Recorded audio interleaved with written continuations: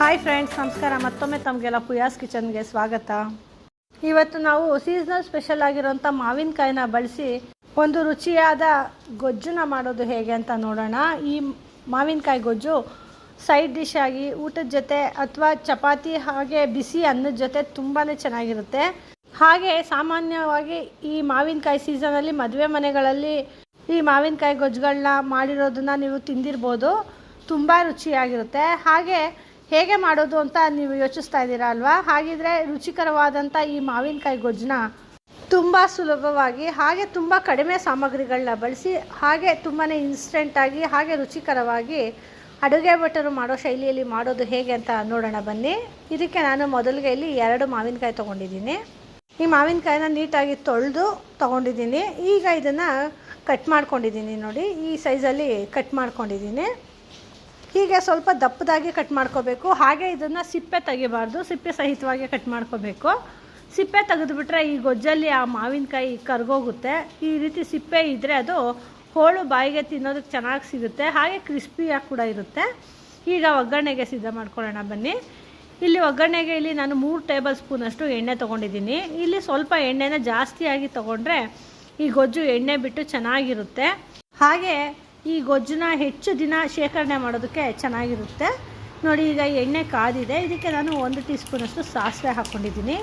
ಈ ಸಾಸಿವೆ ಸಿಡಿದ ನಂತರ ಇದಕ್ಕೆ ನಾನು 2 ಕಡ್ಡಿಯಷ್ಟು ಕರಿಬೇವು ಹಾಗೆ 2 ಬ್ಯಾಡಗಿ ಮೆಣಸಿನ್ಕಾಯನ್ನ ಹಾಕ್ಕೊಂಡಿದ್ದೀನಿ. ಈ ಕರಿಬೇವು ಮತ್ತು ಬ್ಯಾಡಗಿ ಸ್ವಲ್ಪ ಫ್ರೈ ಆದ ನಂತರ ಇದಕ್ಕೆ ನಾನು ಈಗಾಗಲೇ ಕಟ್ ಮಾಡಿ ಇಟ್ಕೊಂಡಿರೋಂಥ ಮಾವಿನಕಾಯಿನ ಹಾಕ್ಕೊತಾ ಇದ್ದೀನಿ. ಹೀಗೆ ಈ ಮಾವಿನಕಾಯಿ ಹಾಕ್ಕೊಂಡು ಈ ಎಣ್ಣೆಯಲ್ಲಿ ಚೆನ್ನಾಗಿ ಫ್ರೈ ಮಾಡಿದ್ರೆ ಆ ಮಾವಿನಕಾಯಿ ಕ್ರಿಸ್ಪಿಯಾಗಿ ಚೆನ್ನಾಗಿರುತ್ತೆ. ಹೀಗೆ ಚೆನ್ನಾಗಿ ಫ್ರೈ ಮಾಡಿಬಿಟ್ಟು ಈ ಮಾವಿನಕಾಯಿ ಸ್ವಲ್ಪ ಆ ಎಣ್ಣೆಯಲ್ಲಿ ಬೇಯೋದಕ್ಕೆ ಬಿಡಬೇಕು. ಆಗ ಅದು ಒಳ್ಳೆ ಟೇಸ್ಟ್ ಕೊಡುತ್ತೆ. ಈಗ ನೋಡಿ, ಇದನ್ನು ಚೆನ್ನಾಗಿ ಫ್ರೈ ಮಾಡ್ಕೊಂಡಿದ್ದೀನಿ ನಾನು. ಈಗ ಇದನ್ನು ಒಂದು ಲಿಡ್ ಕ್ಲೋಸ್ ಮಾಡಿ ಇಡೋಣ. ಒಂದು 5 ನಿಮಿಷ ಈ ಎಣ್ಣೆಯಲ್ಲಿ ಆ ಮಾವಿನಕಾಯಿ ಚೆನ್ನಾಗಿ ಬೇಯಿಂದು ಸಾಫ್ಟ್ ಆಗಲಿ. ಅಷ್ಟೊತ್ತಿಗೆ ನಾವು ಮಸಾಲೆಗೆ ಸಿದ್ಧ ಮಾಡ್ಕೊಳ್ಳೋಣ ಬನ್ನಿ. ಈಗ ಇಲ್ಲಿ ಮಸಾಲೆಗೆ ನಾನು 1 ಟೇಬಲ್ ಸ್ಪೂನಷ್ಟು ಕಡಲೆಬೇಳೆ ತೊಗೊಂಡಿದ್ದೀನಿ. ಹಾಗೆ 1 ಟೇಬಲ್ ಸ್ಪೂನಷ್ಟು ಉದ್ದಿನಬೇಳೆ ತೊಗೊಂಡಿದ್ದೀನಿ. ಈ ಕಡಲೆಬೇಳೆ ಮತ್ತು ಉದ್ದಿನಬೇಳೆ ಹಾಕ್ಕೊಳ್ಳೋದ್ರಿಂದ ಈ ಗೊಜ್ಜು ಗಟ್ಟಿ ಬರುತ್ತೆ, ಹಾಗೆ ಅದಕ್ಕೆ ಒಂದು ಬಾಡಿ ಕೊಡುತ್ತೆ. ಅದಕ್ಕೋಸ್ಕರ ಈಗ ನಾನು 1/2 ಟೇಬಲ್ ಸ್ಪೂನಷ್ಟು ಜೀರಿಗೆ ಹಾಕ್ಕೊಂಡಿದ್ದೀನಿ. ಜೀರಿಗೆ ಕೂಡ ಒಳ್ಳೆ ಅರೋಮಾ ಕೊಡುತ್ತೆ. ಹಾಗೆ 1/4 ಟೇಬಲ್ ಸ್ಪೂನಷ್ಟು ಮೆಂತ್ಯ ಹಾಕ್ಕೊಂಡಿದ್ದೀನಿ. ಈ ಮೆಂತ್ಯ ಹಾಕ್ಕೊಳ್ಳೋದ್ರಿಂದ ಒಳ್ಳೆ ಘಮ ಬರುತ್ತೆ. ಹಾಗೆ ತುಂಬ ಜಾಸ್ತಿ ಹಾಕ್ಕೊಂಡ್ರೆ ಮೆಂತ್ಯ ಕಹಿ ಆಗುತ್ತೆ. ಹಾಗಾಗಿ 1/4 ಟೇಬಲ್ ಸ್ಪೂನ್ ಹಾಕ್ಕೊಂಡ್ರೆ ಸಾಕಾಗುತ್ತೆ. ಹಾಗೆ ಈಗ 1 ಟೇಬಲ್ ಸ್ಪೂನಷ್ಟು ಎಳ್ಳು ತೊಗೊಂಡಿದ್ದೀನಿ. ಇಲ್ಲಿ ಬಿಳಿ ಎಳ್ಳು ತೊಗೊಂಡಿದ್ದೀನಿ. ಬೇಕಂದರೆ ಕಪ್ಪು ಎಳ್ಳು ಕೂಡ ಯೂಸ್ ಮಾಡ್ಕೋಬೋದು. ಈಗ ಈ ಎಲ್ಲ ಸಾಮಗ್ರಿಗಳನ್ನ ಚೆನ್ನಾಗಿ ಫ್ರೈ ಮಾಡ್ಕೊತಾ ಇದ್ದೀನಿ. ಇದು ಒಳ್ಳೆ ಘಮ ಬರೋ ರೀತಿ ಫ್ರೈ ಮಾಡ್ಕೋಬೇಕು. ತುಂಬ ಕೆಂಪಗಾಗೋ ತನಕ ಫ್ರೈ ಮಾಡೋದೇನು ಬೇಡ. ಇದು ಎಲ್ಲ ಸಾಮಗ್ರಿಗಳದ್ದು ಹಸಿ ವಾಸನೆ ಹೋಗಿ ಒಳ್ಳೆ ಘಮ ಬರಬೇಕು, ಅಲ್ಲಿ ತನಕ ಇದನ್ನ ಫ್ರೈ ಮಾಡ್ಕೋಬೇಕು. ಈಗ ನೋಡಿ, ಇದು ಫ್ರೈ ಮಾಡ್ಕೊಂಡಿದ್ದಾಗಿದೆ. ಹಾಗೆ ಒಳ್ಳೆ ಘಮ ಬರ್ತಾ ಇದೆ. ಈಗ ಇದಕ್ಕೆ ನಾನು ಒಂದು 10 ಒಣಮೆಣಸಿನ್ಕಾಯಿ ಹಾಕ್ಕೊಂಡಿದ್ದೀನಿ. ಹಾಗೆ ಒಂದು 10 ಬ್ಯಾಡಗಿ ಮೆಣಸಿನ್ಕಾಯಿ ಕೂಡ ಹಾಕ್ಕೊಂಡಿದ್ದೀನಿ. ಹಾಗೆ ಇದನ್ನು ಫ್ರೈ ಮಾಡೋದಕ್ಕೆ 1 ಟೀ ಸ್ಪೂನಷ್ಟು ಎಣ್ಣೆ ಕೂಡ ಹಾಕ್ಕೊಂಡಿದ್ದೀನಿ. ಈ ಎಣ್ಣೆ ಹಾಕ್ಕೊಂಡು ಫ್ರೈ ಮಾಡೋದ್ರಿಂದ ಆ ಮೆಣಸಿನ್ಕಾಯಿ ಬೇಗ ಗರಿ ಆಗುತ್ತೆ. ಹಾಗೆ ಬೇರೆ ಸಾಮಗ್ರಿಗಳು ಕೂಡ ಚೆನ್ನಾಗಿ ಫ್ರೈ ಆಗುತ್ತೆ. ಹೀಗೆ ಒಂದು ಸ್ವಲ್ಪ ಬಿಸಿ ಆಗೋ ರೀತಿ, ಹಾಗೆ ಆ ಮೆಣಸಿನ್ಕಾಯಿ ಸ್ವಲ್ಪ ಗರಿ ಆಗೋ ರೀತಿ ಹುರ್ಕೊಂಡ್ರೆ ಸಾಕಾಗುತ್ತೆ. ಈಗ ನೋಡಿ, ಇದು ಹುರ್ಕೊಂಡಿದ್ದಾಗಿದೆ. ಹಾಗೆ ಮೆಣಸಿನ್ಕಾಯಿ ಕೂಡ ಗರಿ ಗರಿ ಆಗಿದೆ. ಹಾಗೆ ಉಳಿದ ಸಾಮಗ್ರಿಗಳು ಕೂಡ ಎಲ್ಲ ಚೆನ್ನಾಗಿ ಫ್ರೈ ಆಗಿದೆ. ಹೀಗೆ ಚೆನ್ನಾಗಿ ಫ್ರೈ ಆದ ನಂತರ ಈಗ ಇದಕ್ಕೆ 2 ಟೇಬಲ್ ಸ್ಪೂನಷ್ಟು ಒಣಕೊಬ್ಬರಿ ಹಾಕ್ಕೊತಾ ಇದ್ದೀನಿ ನಾನು.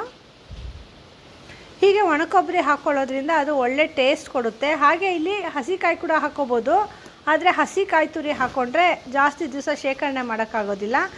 ಹಾಗಾಗಿ ಒಣಕೊಬ್ಬರಿ ಹಾಕ್ಕೊಂಡ್ರೆ ಸುಮಾರು ಈ ಗೊಜ್ಜನ್ನ 1 ತಿಂಗಳುಗಳ ಕಾಲ ಇಟ್ಕೊಂಡು ಫ್ರಿಜ್ಜಲ್ಲಿ ತಿನ್ಬೋದು. ತುಂಬಾ ರುಚಿಯಾಗಿರುತ್ತೆ. ಈ ಕೊಬ್ಬರಿ ಚೆನ್ನಾಗಿ ಒಳ್ಳೆ ಕೆಂಪಗಾಗೋ ತನಕ, ಒಳ್ಳೆ ಘಮ ಬರೋ ತನಕ ಹುರ್ಕೋಬೇಕು. ನೋಡಿ, ಈಗ ಹುರ್ಕೊಂಡಿದ್ದಾಗಿದೆ. ಹಾಗೆ ಈ ಬ್ಯಾಡಗಿ ಮೆಣಸಿನ್ಕಾಯಿ ತುಂಬ ಉದ್ದ ಇರೋದ್ರಿಂದ ಈ ಮಿಕ್ಸಿ ಜಾರ್ಗೆ ಹಾಕೋದಕ್ಕೆ ಅನುಕೂಲ ಆಗಲಿ ಅಂದ್ಬಿಟ್ಟು ನಾನು ಇದನ್ನು ಎಲ್ಲ ಪೀಸ್ ಮಾಡಿ ಇಟ್ಕೊತಾ ಇದ್ದೀನಿ. ಈ ರೀತಿ ಎಲ್ಲ ಸಣ್ಣದಾಗಿ ಮುರ್ಕೊಂಡ ನಂತರ ಸ್ವಲ್ಪ ಈ ಹುರ್ಕೊಂಡಿರೋ ಸಾಮಗ್ರಿಗಳೆಲ್ಲ ತಣ್ಣಗಾಗಿದೆ. ಈಗ ಇದನ್ನು ನಾನು ಒಂದು ಮಿಕ್ಸಿ ಜಾರ್ಗೆ ಹಾಕ್ಕೊತಾ ಇದ್ದೀನಿ. ಈ ಮಿಕ್ಸಿ ಜಾರ್ಗೆ ಹಾಕ್ಕೊಂಡು ನಂತರ ಇದನ್ನ ನೀರು ಹಾಕ್ಕೊಳ್ದೆ ಹಾಗೆ ಪೌಡರ್ ಮಾಡ್ಕೋಬೇಕು. ಯಾಕಂದರೆ ಎಲ್ಲ ಸಾಮಗ್ರಿಗಳನ್ನೂ ಚೆನ್ನಾಗಿ ಹುರ್ಕೊಂಡಿರೋದ್ರಿಂದ ನೈಸ್ ಪೌಡ್ರ್ ಆಗುತ್ತೆ. ಆ ನಂತರ ಅದಕ್ಕೆ ಸ್ವಲ್ಪ ನೀರು ಹಾಕ್ಕೊಂಡು ನುಣ್ಣಗೆ ರುಬ್ಕೋಬೇಕು. ಈಗ ನೋಡಿ ಎಲ್ಲ ಸಾಮಗ್ರಿಗಳು ಹಾಕ್ಕೊಂಡಾಗಿದೆ. ಈಗ ಇದಕ್ಕೆ ಅರ್ಧ ಟೀ ಸ್ಪೂನಷ್ಟು ಅರಿಶಿನ ಹಾಕ್ಕೊಂಡಿದ್ದೀನಿ. ಹಾಗೆ ಸ್ವಲ್ಪ ಹುಣಸೆ ಹಣ್ಣು ಹಾಕ್ಕೊಂಡಿದ್ದೀನಿ. ಇಲ್ಲಿ ಮಾವಿನಕಾಯಿಯ ಹುಳಿ ಇರೋದ್ರಿಂದ ಹುಣಸೆ ಹಣ್ಣು ಸ್ವಲ್ಪ ಹಾಕ್ಕೋಬೇಕು. ಆದರೆ ಹುಣಸೆ ಹಣ್ಣು ಹಾಕ್ಕೊಳ್ಳೋದನ್ನ ಸ್ಕಿಪ್ ಮಾಡಬೇಡಿ, ಯಾಕಂದರೆ ಹುಣಸೆ ಹಣ್ಣು ಹಾಕ್ಕೊಳ್ಳೋದ್ರಿಂದ ಒಳ್ಳೆ ಟೇಸ್ಟ್ ಕೊಡುತ್ತೆ. ಹಾಗಾಗಿ ಸ್ವಲ್ಪ ಹುಣಸೆ ಹಣ್ಣು ಹಾಕ್ಕೊಂಡಿದ್ದೀನಿ. ಈಗ ಇದನ್ನು ಮೊದಲು ಪೌಡರ್ ಮಾಡಿಕೊಂಡು ನಂತರ ನೀರು ಹಾಕ್ಕೊಂಡು ಈ ರೀತಿ ನೈಸ್ಗೆ ರುಬ್ಕೊಂಡಿದ್ದೀನಿ.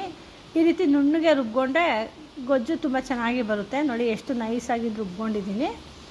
ಈಗ ಈ ಒಗ್ಗರಣೆ ಏನಾಗಿದೆ ನೋಡೋಣ ಬನ್ನಿ. ಇಲ್ಲಿ ನೋಡಿ, ಒಗ್ಗರಣೆಯಲ್ಲಿ ಮಾವಿನಕಾಯಿ ಚೆನ್ನಾಗಿ ಫ್ರೈ ಆಗಿದೆ. ಹಾಗೆ ನೋಡ್ತಾ ಇದ್ರೇ ಗೊತ್ತಾಗ್ತಾ ಇದೆ ಮಾವಿನಕಾಯಿ ಎಷ್ಟು ಸಾಫ್ಟ್ ಆಗಿದೆ. ಹಾಗೆ ಅದ್ರ ಕಲರ್ ಕೂಡ ಚೇಂಜ್ ಆಗಿದೆ, ಹಾಗೆ ಸಾಫ್ಟಾಗಿ ಕೂಡ ಆಗಿದೆ. ಈಗ ನಾವು ರುಬ್ಕೊಂಡಿರೋಂಥ ಮಸಾಲೆನ ಈ ಒಗ್ಗರಣೆಗೆ ಹಾಕ್ಕೊಳ್ಳೋಣ. ಹೀಗೆ ಈ ಮಸಾಲೆ ಸಂಪೂರ್ಣವಾಗಿ ಆ ಒಗ್ಗರಣೆಗೆ ಹಾಕ್ಕೊಂಡು ಈ ಮಿಕ್ಸಿ ಜಾರ್ಗೆ ಸ್ವಲ್ಪ ನೀರು ಹಾಕ್ಕೊಳ್ಳೋಣ. ಇಲ್ಲಿ ಈ ಬೇಳೆಗಳೆಲ್ಲ ಬಳಸಿರೋದ್ರಿಂದ ಸ್ವಲ್ಪ ನೀರು ಜಾಸ್ತಿನೇ ಹಾಕ್ಕೊಂಡ್ರೂ ಏನು ತೊಂದರೆ ಇಲ್ಲ. ಹಾಗಾಗಿ ನೋಡಿ, ಇಲ್ಲಿ ನಾನು ಆ ಮಿಕ್ಸಿ ಜಾರ್ಗೆ ನೀರು ಹಾಕ್ಕೊಂಡು ಈ ರೀತಿ ಇಷ್ಟು ನೀರು ಹಾಕ್ಕೊಂಡಿದ್ದೀನಿ. ಈಗ ಇದನ್ನು ಚೆನ್ನಾಗಿ ಮಿಕ್ಸ್ ಮಾಡ್ಕೊಳ್ಳೋಣ. ಹೀಗೆ ಮಿಕ್ಸ್ ಮಾಡಿ ಅದು ಚೆನ್ನಾಗಿ ಕುದಿಯೋದಕ್ಕೆ ಬಿಡಬೇಕು. ಹೀಗೆ ಹಾಕ್ಕೊಳ್ಳೋದ್ರಿಂದ ಆ ಮಾವಿನಕಾಯಿ ಕೂಡ ಆ ಮಸಾಲೆನೆಲ್ಲ ಚೆನ್ನಾಗಿ ಹೀರ್ಕೊಳ್ಳುತ್ತೆ. ಹಾಗೆ ಆ ಖಾರ ಕೂಡ ಆ ಒಗ್ಗರಣೆಯಲ್ಲಿ ಚೆನ್ನಾಗಿ ಬೇಯುತ್ತೆ. ನೋಡಿ, ಈಗ ನಾನು ಸಂಪೂರ್ಣವಾಗಿ ಇದನ್ನು ಮಿಕ್ಸ್ ಮಾಡ್ಕೊಂಡಿದ್ದಾಗಿದೆ. ಈಗ ಇದಕ್ಕೆ ರುಚಿಗೆ ತಕ್ಕಷ್ಟು ಉಪ್ಪು ಹಾಕ್ಕೊಳ್ತಾ ಇದ್ದೀನಿ. ಹಾಗೆ ಒಂದು 3 ಟೇಬಲ್ ಸ್ಪೂನಷ್ಟು ಬೆಲ್ಲನ ಪುಡಿ ಮಾಡಿ ಹಾಕ್ಕೊಂಡಿದ್ದೀನಿ. ಈಗ ಈ ಬೆಲ್ಲ ಮತ್ತು ಉಪ್ಪನ್ನ ಚೆನ್ನಾಗಿ ಮಿಕ್ಸ್ ಮಾಡ್ಕೊಳ್ಳೋಣ. ಇಲ್ಲಿ ಮಾವಿನಕಾಯಿ ಹುಳಿ ಇರೋದ್ರಿಂದ ಈ ಬೆಲ್ಲ ಹಾಕ್ಕೊಂಡ್ರೆ ಈ ಮಾವಿನಕಾಯಿ ಗೊಜ್ಜಿಗೆ ತುಂಬಾ ಒಳ್ಳೆ ಟೇಸ್ಟ್ ಕೊಡುತ್ತೆ. ಹಾಗೆ ಈ ಬೆಲ್ಲ ಹಾಕ್ಕೊಳ್ಳೋದೇ ಈ ಗೊಜ್ಜಿನ ಹೈಲೈಟ್. ಹಾಗೆ ಬೆಲ್ಲನ ಜಾಸ್ತಿ ಪ್ರಮಾಣದಲ್ಲಿ ಹಾಕ್ಕೊಂಡ್ರೆ ಕಟ್ಟಾಮಿಠ ರೀತಿ ಈ ಮಾವಿನಕಾಯಿ ಹುಳಿ ಹಾಗೆ ಆ ಬೆಲ್ಲದ ಸಿಹಿ ಎರಡು ತುಂಬ ಸಮ ಪ್ರಮಾಣದಲ್ಲಿ ತುಂಬ ಚೆನ್ನಾಗಿರುತ್ತೆ. ಈಗ ನೋಡಿ, ಎಲ್ಲ ಮಿಕ್ಸ್ ಮಾಡಿದ್ದಾಗಿದೆ. ಹಾಗೆ ನಾನು ಸ್ವಲ್ಪ ಟೇಸ್ಟ್ ಕೂಡ ನೋಡಿದೆ. ಇದು ಸ್ವಲ್ಪ ಸ್ವೀಟ್ ಇದ್ದರೆ ಚೆನ್ನಾಗಿರುತ್ತೆ ಅನ್ನಿಸ್ತು. ಅದಕ್ಕೋಸ್ಕರ ನಾನು ಇನ್ನೂ 2 ಟೇಬಲ್ ಸ್ಪೂನಷ್ಟು ಈ ರೀತಿ ಬೆಲ್ಲದ ಪುಡಿನ ಹಾಕ್ಕೊಂಡಿದ್ದೀನಿ. ಈಗ ಇದನ್ನು ಮಿಕ್ಸ್ ಮಾಡ್ಕೊಳ್ಳೋಣ. ಇಲ್ಲಿ ಟೋಟಲಿ ನಾನು 5 ಟೇಬಲ್ ಸ್ಪೂನಷ್ಟು ಬೆಲ್ಲ ಹಾಕ್ಕೊಂಡಿದ್ದೀನಿ. ಈಗ ಈ ಎಲ್ಲ ಸಾಮಗ್ರಿಗಳನ್ನ ಮಿಕ್ಸ್ ಮಾಡಿ ಚೆನ್ನಾಗಿ ಹುರ್ಕೋಬೇಕು. ಇದು ಈ ಖಾರ ಹಾಗೆ ಹುಳಿ ಉಪ್ಪು ಎಲ್ಲ ಬೆಂದ ನಂತರ ಇದು ಈ ಗೊಜ್ಜು ತಳ ಬಿಡೋದಕ್ಕೆ ಸ್ಟಾರ್ಟ್ ಆಗುತ್ತೆ. ಹಾಗೆ ಎಣ್ಣೆ ಕೂಡ ಬಿಟ್ಕೊಳ್ಳುತ್ತೆ ಮೇಲೆ. ನೋಡಿ, ಈಗಾಗಲೇ ಎಣ್ಣೆ ಬಿಟ್ಟಿದೆ. ಹಾಗೆ ನೋಡಿ, ತಳ ಕೂಡ ಬಿಟ್ಟಿದ್ದೆ. ಈ ಗೊಜ್ಜು ಸಂಪೂರ್ಣವಾಗಿ ಚೆನ್ನಾಗಿ ಬೆಂದಿದೆ. ಹಾಗೆ ಸಿದ್ಧ ಕೂಡ ಆಗಿದೆ. ನೋಡಿದ್ರೆ ಎಷ್ಟು ಕಲರ್ಫುಲ್ಲಾಗಿ ಕಾಣ್ತಾ ಇದೆ ಅಲ್ವಾ? ನೋಡಿ, ಹಾಗೆ ಮಾವಿನಕಾಯಿ ನೋಡಿ ಎಷ್ಟು ಚೆನ್ನಾಗಿ ಆ ಖಾರ ಎಲ್ಲ ಹೀರ್ಕೊಂಡಿದೆ. ಹಾಗೆ ಎಷ್ಟು ಕಲರ್ಫುಲ್ಲಾಗಿ ಕಾಣ್ತಾ ಇದೆ. ಈಗ ಈ ಮಾಡ್ಕೊಂಡಿರೋ ಗೊಜ್ಜನ್ನ ಸಂಪೂರ್ಣವಾಗಿ ತಣ್ಣಗಾಗೋದಕ್ಕೆ ಬಿಟ್ಟು, ಹೀಗೆ ತಣ್ಣಗಾದ ನಂತರ ಇದನ್ನ ಒಂದು ಏರ್ ಟೈಟ್ ಕಂಟೈನರ್ಗೆ ಹಾಕಿ ರೆಫ್ರಿಜಿರೇಟ್ರಲ್ಲಿ ಇಟ್ಕೊಂಡ್ರೆ 1 ತಿಂಗಳುಗಳ ಕಾಲ ಬಳಸ್ಬೋದು. ಹಾಗೆ ಚಪಾತಿಗೆ, ರೊಟ್ಟಿ, ದೋಸೆ, ಇಡ್ಲಿ ಎಲ್ಲದಕ್ಕೂ ಕೂಡ ಸೈಡ್ ಡಿಶ್ ಆಗಿ, ಹಾಗೆ ಬಿಸಿ ಅನ್ನದ ಜೊತೆ ತಿನ್ನೋದಕ್ಕೆ ಎಲ್ಲದ್ರ ಜೊತೆ ತುಂಬ ಚೆನ್ನಾಗಿರುತ್ತೆ. ಅಥವಾ ಊಟದ ಜೊತೆ ಸೈಡ್ ಡಿಶ್ ಆಗಿ ಕೂಡ ಇದನ್ನ ಬಳಸ್ಬೋದು. ತುಂಬಾ ಚೆನ್ನಾಗಿರುತ್ತೆ. ನೋಡಿ, ಈಗ ಎಣ್ಣೆ ಎಲ್ಲ ಬಿಟ್ಟಿದೆ. ಹಾಗೆ ಹೇಗೆ ಚೆನ್ನಾಗಿ ಕುದಿಯೋದಕ್ಕೆ ಸ್ಟಾರ್ಟ್ ಆಗಿದೆ. ಸೀಸ್ನಲ್ ಸ್ಪೆಷಲ್ ಆಗಿರೋಂಥ ಹಾಗೆ ಸಮಾರಂಭಗಳಲ್ಲಿ ವಿಶೇಷವಾಗಿ ಮಾಡುವಂಥ ಮಾವಿನಕಾಯಿ ಗೊಜ್ಜು ಸಿದ್ಧ ಆಗಿದೆ. ಈಗ ನೋಡಿ, ಅದನ್ನ ಸರ್ವ್ ಮಾಡ್ಕೊತಾ ಇದ್ದೀನಿ. ನೋಡಿ ಎಷ್ಟು ಕಲರ್ಫುಲ್ಲಾಗಿ ಕಾಣ್ತಾ ಇದೆ. ಹಾಗೆ ತುಂಬಾ ಗ್ರೇವಿಯಾಗಿ ತುಂಬಾ ಚೆನ್ನಾಗಿ ಬಂದಿದೆ. ನೋಡಿದ್ರಾ ಎಷ್ಟು ಚೆನ್ನಾಗಿದೆ ಅಲ್ವಾ? ನಿಮಗೆ ಈ ರೆಸಿಪಿ ಇಷ್ಟ ಆಯಿತಾ? ಹಾಗಿದ್ರೆ ನೀವು ಟ್ರೈ ಮಾಡಿ. ಹಾಗೆ ಹೇಗೆ ಬಂತು ಅಂತ ನಮಗೆ ಫೀಡ್ಬ್ಯಾಕ್ ಕೊಡಿ. ಹಾಗೆ ಇನ್ನೂ ಹೆಚ್ಚು ವೀಡಿಯೋಸ್ಗಳಿಗಾಗಿ ನಮ್ಮ ಪೂಯಾಸ್ ಕಿಚನ್ನ ಲೈಕ್ ಮಾಡಿ, ಶೇರ್ ಮಾಡಿ, ಹಾಗೆ ಸಬ್ಸ್ಕ್ರೈಬ್ ಮಾಡಿ. ಧನ್ಯವಾದಗಳು.